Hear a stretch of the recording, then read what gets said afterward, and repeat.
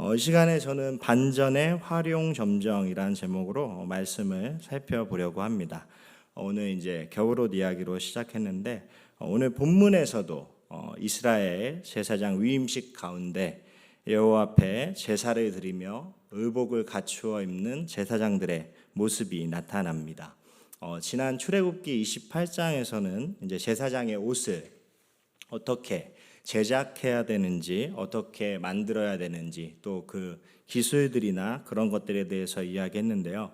오늘 본문 29장에서는 그 옷을 실제적으로 입고 이 제사장 위임식을 진행하는 아론과 그 아들들의 모습들, 제사장들의 모습들이 드러나고 있습니다. 오늘 본문은 이 많은 절들을 통해서 이 제사장 위임식에 대한 내용을 자세히 다루고 있는데요. 아론과 그 아들들은 처음에 출애굽한 이후 이 광야에서는 볼 수도 없을 법한 아주 멋지고 화려한 제사장의 의복에 감동했을지도 모릅니다. 내가 이 옷을 입고 이제 하나님 앞에 또 백성들의 대표자로서 제사를 올려드리는 제사장으로 서게 됐구나 하는 이 제사장 아론과 그 아들들의 엄숙한 마음이 느껴지기도 하는 것이 오늘 본문의 이 제사장 위임식의 모습입니다. 한편으로는 이러한 새로운 이 의복을 입는 장면에서 그 아들들의 이 뿌듯한 마음으로 바라보는 이스라엘 백성들의 마음도 느껴지고 그 화려한 모습을 바라보면서 하나님의 제사장들은 저렇게 멋있는 사람들이구나. 우리를 대표해서 정말 괜찮은 사람들이 저렇게 위임식을 하는구나라고 생각하고 감동했을지도 모릅니다. 마치 이 드라마에 자주 등장하는 모습이죠.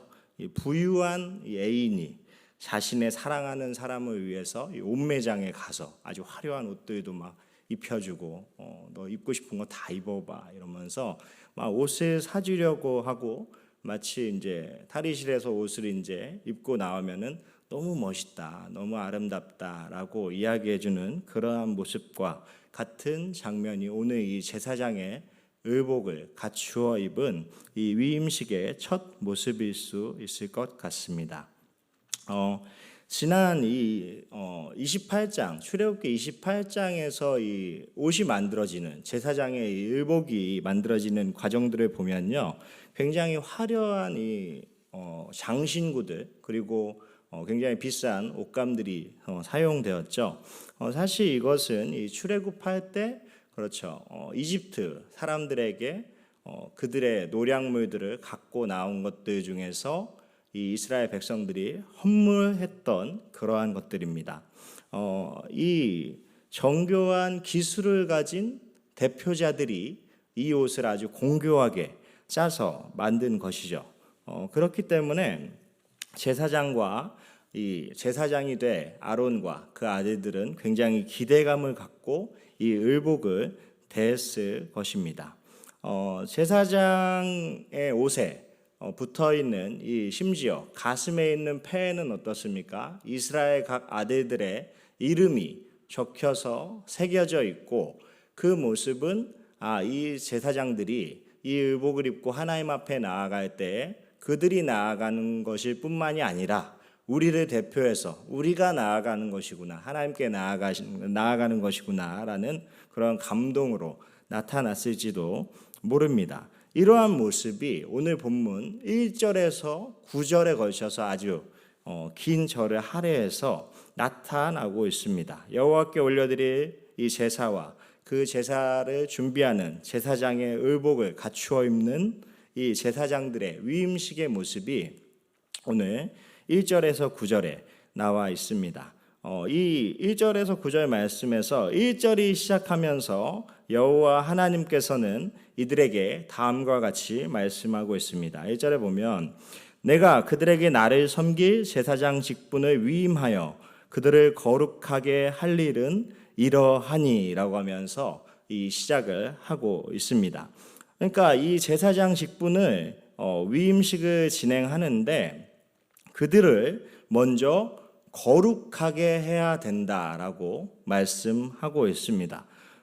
이들이 제사장 직분을 지금 행하기 위해서는 멋진 의복을 갖춰 입고 준비를 하고 있지만 어떻습니까? 그 화려한 이면 뒤에 그들도 하나님 앞에 서야 될 것이기 때문에 제사장들도 그들도 하나님 앞에 거룩해야 나아갈 수 있었습니다. 그렇기 때문에 이들도 거룩함을 받아야 됐어요.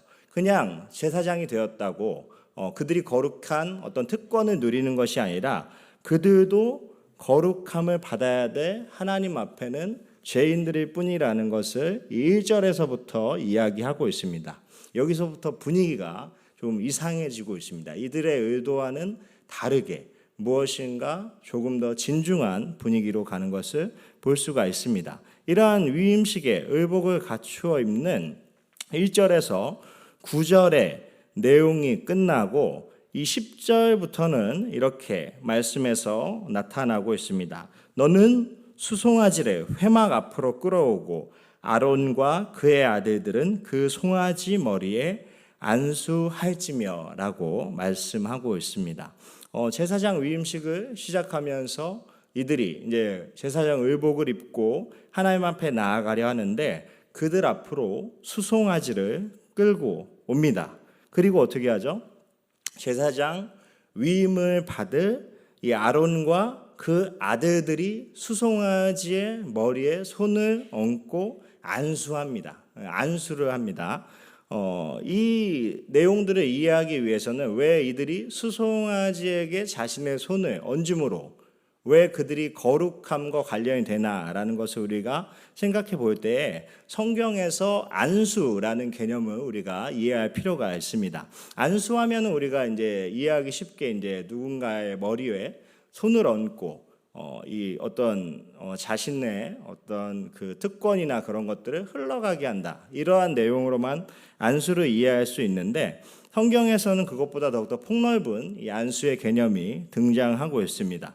먼저는 이 안수 개념을 생각할 때 성경에서 나타나는 안수는 방금 제가 말씀드린 대로 어떤 안수를 통해서 누군가 대상에게 손을 얹음으로 인해서 그 축복이 흘러간다 하는 의미가 있죠. 안수에는. 그래서 구약에서는 야곱이 자신의 이 12 아들들의 머리에 안수함으로 축복하였죠. 또 신약에서도 예수님께서는 자신에게 데려온 아이들의 머리에 안수하셨습니다. 그러면서 축복 기도를 해주시는 것을 볼 수가 있습니다. 안수에 있어서 두 번째 우리가 성경에서 드러나는 것은 어떤 사람을 지도자나 중요한 위치에 세울 때 특별히 안수를 합니다. 구약에서 모세는 여호수아를 자신의 후계자로 세울 때 그 권위가 그대로 넘어간다라는 의미로 안수를 하고 여호수아를 다음 지도자로 세웠습니다. 또 신약에서는 사도행전에서 이 7 집사를 세울 때 그렇죠.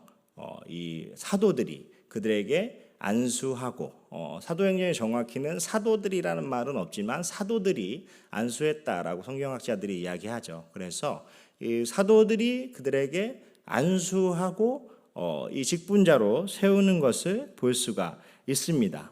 그런데 오늘 등장하는 안수의 개념이 성경에서 드러나는 안수의 한 가지 더 개념입니다. 무엇이냐면은 구약에서는 조금 다른 의미로 안수도 등장합니다. 어떤 대상에게 내 손을 얹는 것입니다. 이게 무슨 개념이냐면 전가라는 개념입니다. 무엇이냐면은 내가 다른 대상에게 손을 얹음으로 인해서 나에게 있는 어떤 것이 넘어간다. 그 대상에게로 넘어간다라는 의미로 안수를 하기도 합니다.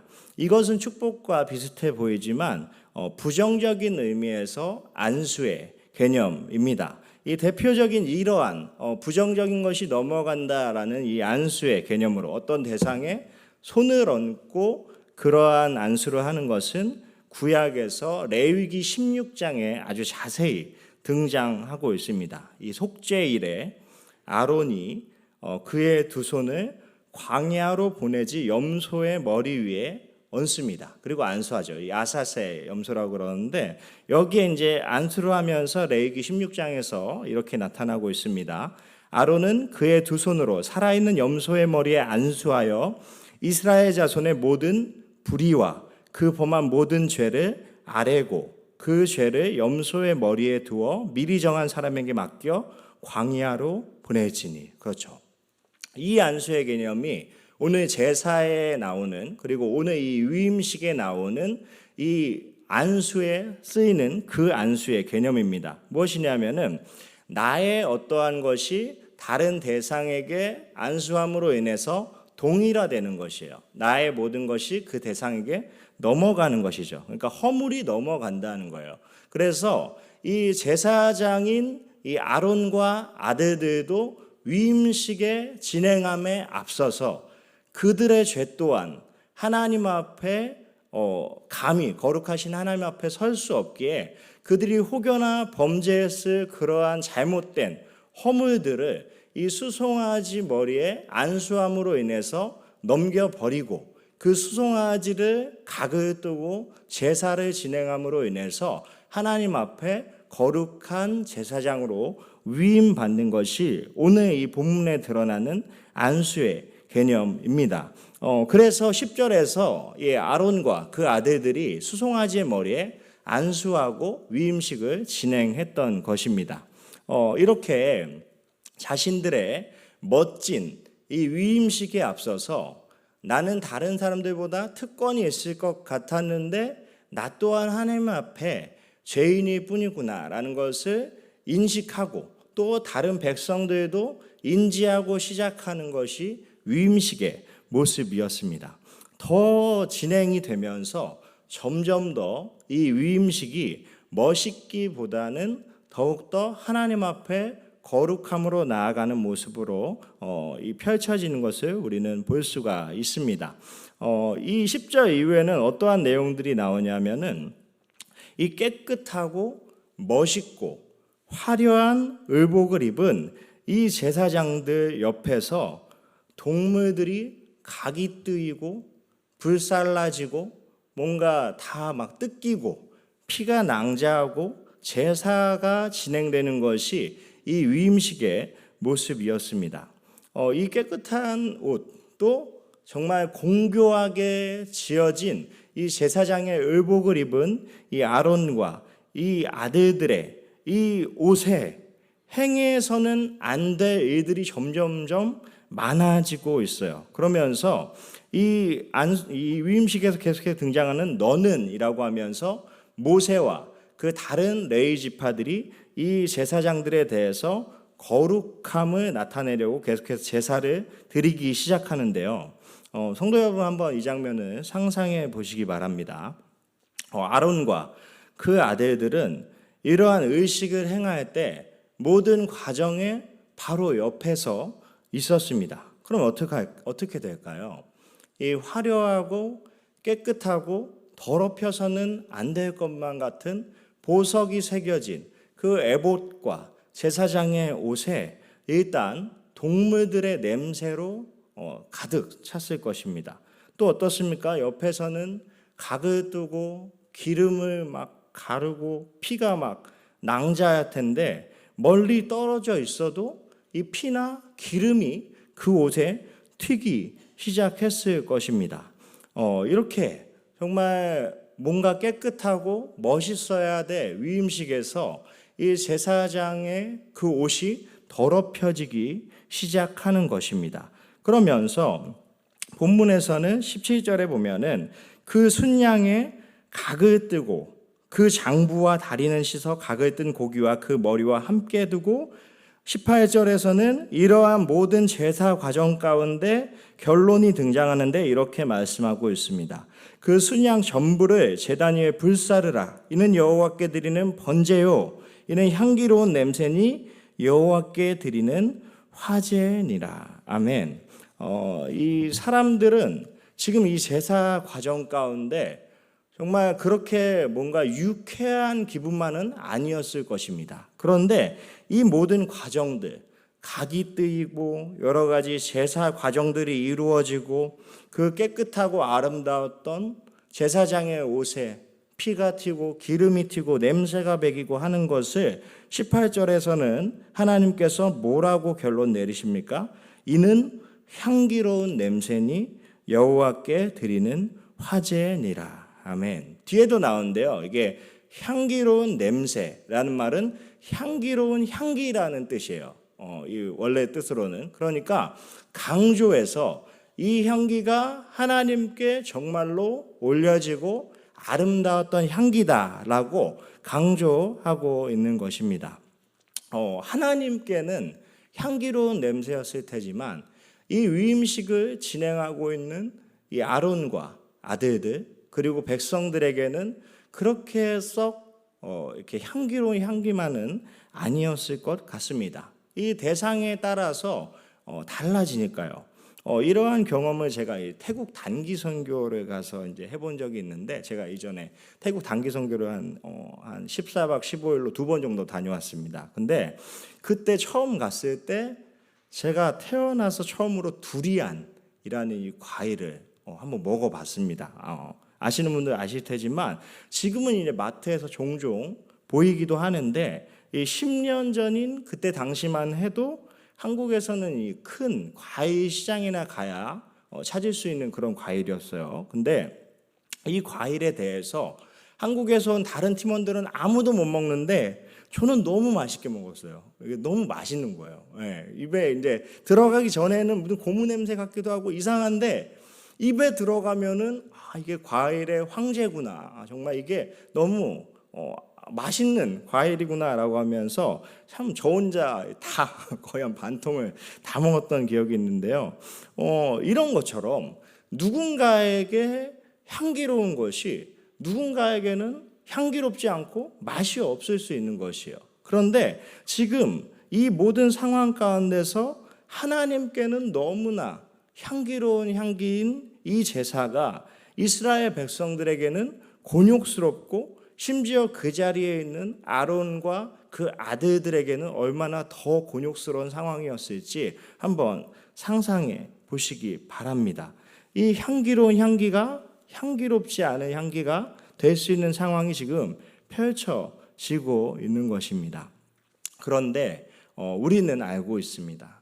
이 정말 불편하고 조금은 깨림직한 이러한 모든 제사의 과정 가운데 일어나는 이 향기가 왜 하나님께 향기로운 향기가, 향기로운 냄새가 될 수 있는 것인지 우리는 알고 있습니다. 왜 그러냐면은 이 제사의 의미 때문이죠. 죄로 인해서 그 누구도 거룩하신 하나님 앞에 나아갈 수 없죠.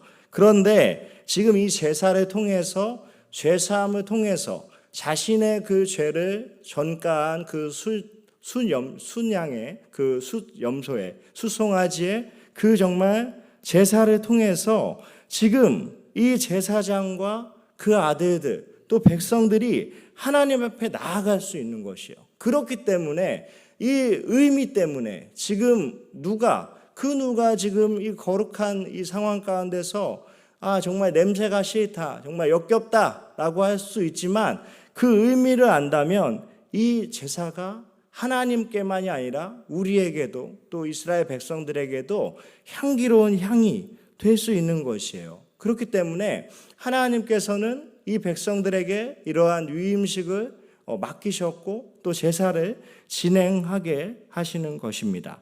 하나님께서는 왜 이런 제사까지 통해서 거룩하신 그분 앞에 거룩하지 않은 이스라엘 백성들이 서도록 하시는 것일까요? 여러분 누군가를 그리워해 본 경험이 있으십니까? 누군가 그립다면, 사람이 누군가를 너무 그리워한다면 우리는 다른 표현으로 애타게 그립다라는 표현을 합니다. 애탄다는 게 무엇입니까? 애가 우리 고유어로 창자를 의미하죠. 그러니까 내장이 타들어가듯이 내가 정말 그립다라는 것이 애가 타게 그립다는 거예요. 하나님께서는 죄로 인해서 에덴에서 우리 사람, 하나님의 형상으로 지어진 하나님의 자녀들을 이루시고 얼마나 그리워하셨을까요? 그 그리움 가운데 어떻게든 너희가 내 앞에 나왔으면 좋겠다라고 하면서 지금 이 제사를 통해서 그 제사장의 중보를 통해서 내 앞으로 나아라라고 하는 것이 이 위임식의 모습이고 구약의 모든 제사의 그림자들이에요. 그리워할 때 누가 더 그리워할까요? 둘 중에 더 사랑하는 사람이 그리워하는 것입니다. 하나님이 우리를 사랑하는 사랑이 클까요? 아니면 우리가 하나님을 사랑하는 사랑이 클까요? 너무나 당연한 대답이죠. 하나님이 자신의 자녀들, 하나님의 자녀들을 사랑하는 사랑이 말도 안 되게 크시죠. 그렇기 때문에 하나님께서는 이러한 불편한 모든 과정들을 통해서라도 자신의 자녀들이 자기 앞으로 나오기를 원하시는 것이에요. 그분의 거룩하심 때문에 우리가 설 수 없을 때 그분의 거룩하심 앞에 설 수 있도록 만나게 하시기 위한 의식, 그것이 구약의 제사이고 오늘 본문에 나오는 제사장의 위임식인 것입니다. 지금 행해지는 이 위임식은 이 사람의 불순종 이후에 그 죄로 인해서 끊어진 하나님과 사람 사이를 연결해주는 화해의 의식이고 제사였던 것입니다. 하나님 앞에 나아갈 수 없는 사람들이 이 희생 제사로 인해서, 대속 제물로 인해서 다시 하나님 앞에 나아가서 교제할 수 있게 되는 것이에요. 그런데 이 상황에서도 사람이 얼마나 완악한지, 지금 이 등장하는 본문은 위임식이 진행되는 본문이 아니에요. 우리 성도님들 아시다시피 지금 이 본문의 내용은 무엇이냐면은 시내산에서 지금 모세가 이렇게 위임식을 행해라 라고 하면서 말씀을 받고 있는 장면이에요. 뒤에 가서 하나님의 말씀대로 그대로 행했더라 나오지만 지금 말씀을 받고 있는 이 상황에도 뒤에 몇 장만 넘어가면 이스라엘 백성들이 뭐라고 했습니까? 32장에서 금송아지를 섬기고 있는 것이에요. 이 위임식을 명령하고 계시는 시내산 위에서 나는 너희를 만나기를 원한다라고 사랑의 고백을 하고 있는 하나님 앞에 지금 백성들은 아래서 금송아지가 내 사랑이다라고 이야기하는 것이 지금의 이 위임식의 상황이고 이 위임식의 말씀을 전하는 하나님의 모습이신 것입니다. 사랑하는 성도님들, 하나님께서 우리에게 다가오시는 그 사랑, 정말 그 변함없고 끊을 수 없고 정말 막을 수 없는 그 사랑이 내 마음 가운데 찾아올 때 마음을 활짝 여시고 하나님을 나의 구세주로, 나의 구원자로 정말 매일매일 고백하시고 또 그 하나님을 내 마음 가운데 품고 나아가시는 우리 모든 성도님들이 되시기를 간절히 소망합니다. 이 출애굽기 오늘 본문 29장 이 계속해서 진행되면서 가장 클라이맥스는 21절에 등장을 하게 됩니다. 이 막 각이 뜨이고 여러 가지 피가 뿌려질까 말까 하는 상황 가운데서 21절에서는 하나님께서 이렇게 말씀하십니다. 제단 위의 피와 관유를 가져다가 아론과 그의 옷과 그의 아들들과 그의 아들들의 옷에 뿌리라. 그와 그의 옷과 그의 아들들과 그의 아들들의 옷이 거룩하리라. 아멘. 그동안 이 앞절에서는 귓불이나 손발, 엄지 정도에 바르던 동물의 피, 그 기름을 이제는 어떻게 하라고 그럽니까? 그 거룩한 제사장의 옷, 너희가 공교히 만들고 정성을 들였던 그 옷에 뿌려라 라고 말씀하고 있습니다. 온몸에 이 피를 뒤집어 엎어버리는 것이에요. 그냥 다 그 옷 가운데 피를 다 뒤집어 엎는 것이에요. 이것이 제사를 드리는 그들이 이렇게까지는 안 했으면 좋겠다라고 생각했을지도 모릅니다. 점점 귀에도 바르고 엄지 발가락에도 바르고 왼발가락에도 바르고 오른손에도 바르고 다 바르라 그러는데 내가 이것에 푹 젖지는 말았으면 좋겠다 하는 상황이 21절에서 벌어지는 것이에요. 그러면서 그들이 더럽다고 느끼고 불쾌하게 느낄 수 있는 이 상황 가운데 하나님께서는 뭐라고 하십니까? 너희가 거룩하게 되고 있다라고 지금 이 위임식에서 우리에게 간접적으로 말씀하고 계시는 것이에요. 만약에 이때 당시에 이스라엘에 어떤 소식통이 있었다면 제목으로 이런 헤드라인 제목이지 않았을까 싶습니다. 피로 묻은 제사장 위임식. 그렇죠. 피로 묻은 제사장의 위임식. 이 피는 무슨 피입니까? 그런데 사실은 자신들은 더럽다고 생각하고 지금 이 피로 인해서 나의 아름다운 의복이 더럽혀졌다라고 생각할 수 있지만 사실 이 피는 아론과 그 아들들 그리고 그 이스라엘 백성들이 죽어서 흘려야 됐던 죄악의 피였어요.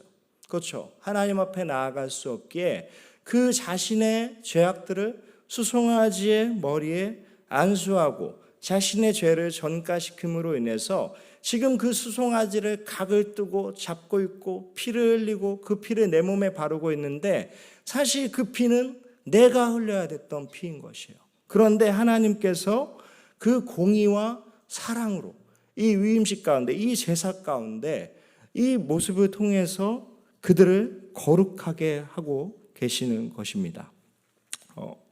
이 이스라엘 백성들은 이 위임식에서 뿐만이 아니라 구약 내내 광야 생활 내내 매일매일 자신의 허물이 있을 때마다 하나님께로 나아가기 위해서 희생의 제물이 필요했어요. 그 희생의 제물 속에서 자신의 이 거룩하지 못한 모습들을 볼 수 있었던 것이죠. 하나님께서는 이러한 제사의 그림자를 통해서 참된 대제사장으로 오시며 이 제사, 매일매일 드려야 했던 이 제사를 영단번에 그 한 번의 제사로 완전하게 이루신 십자가의 제사의 사건을 통해서 우리의 생명을 구원해 주신 것이 이 위임식에 등장하는 또 예수 그리스도로 이어지는 구원을 주신 사건인 것입니다. 이 우리가 흘려야 될 그 피를 이 이스라엘 백성들이 흘려야 될 그 피를 수송아지가 짊어졌듯이 오늘날 우리가 흘려야 될 그 피를 십자가에서 흘려야 될 그 피를 예수 그리스도께서 대신 흘려주신 것이에요. 그리고 거기서 모든 것을 이루시고 그 생명이 다른 곳으로 간 것이 아니라 그리스도의 영이신 성령님께서 우리 마음 가운데 심령 가운데 오셔서 생명으로 성령으로 함께 동행하고 있는 것이 성도의 삶인 줄 믿습니다. 이 하나님께서 우리 안에 함께 하시고 이 성령님께서 우리를 위로하시고 동행하시고 또 우리를 구원해 주시는데 우리가 무엇이 더 바랄 것이 있고 무엇이 두렵겠습니까? 이것에 대해서 이사야 선지자는 다음과 같이 미리 대언하였습니다. 이사야서 53장 5절에서 6절의 말씀인데요. 제가 읽어드리도록 하겠습니다. 그가 찔림은 우리의 허물 때문이요 그가 상함은 우리의 죄악 때문이라. 그가 징계를 받음으로 우리는 평화를 누리고 그가 채찍에 맞음으로 우리는 나음을 받았도다. 우리는 다 양 같아서 그릇 행하여 각기 제 길로 갔거늘 여호와께서는 우리의 모두의 죄악을 그에게 담당시키셨도다. 아멘. 이것이 제사장의 그 위임식에서 행해지는 제사의 모습, 또 오늘날 우리를 살리셨고 우리를 위해서 십자가에서 죽어주신 예수 그리스도의 모습인 것이에요. 또한 이 신약의 히브리서에서는 우리의 대제사장 되시는 예수 그리스도께서 우리를 위해서 구원해 주시는 모습에 대해서 이렇게 말씀하고 있습니다. 히브리서 7장 27절 말씀인데요. 그는 저 대제사장들이 먼저 자기 죄를 위하고 다음에 백성의 죄를 위하여 날마다 제사 드리는 것과 같이 할 필요가 없으니 이는 그가 단번에 자기를 드려 이루셨습니다. 아멘.